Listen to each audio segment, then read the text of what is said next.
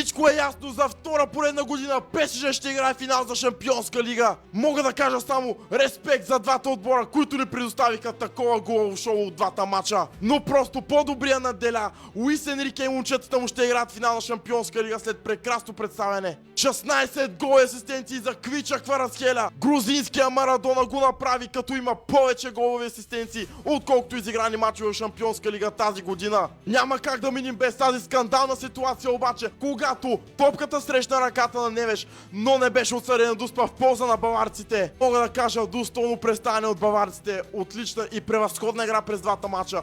Просто ПСЖ си го заслужи. И така вече ясен финал в Будапеща, който ще бъде между Арсенал и ПСЖ. Дали Пари Сен-Жермен влиза като абсолютния фаворит за спечелването на Шампионска лига, или момчетата на Артета ще се противопоставят и ще изненадат цял свят, може да ми пишете в коментарите. Може да се абонирате за нашия YouTube канал, който ще намерите от линка в описанието, и естествено да ни последвате тук за още такова качествено и футболно стойностно съдържание. Благодарим ви!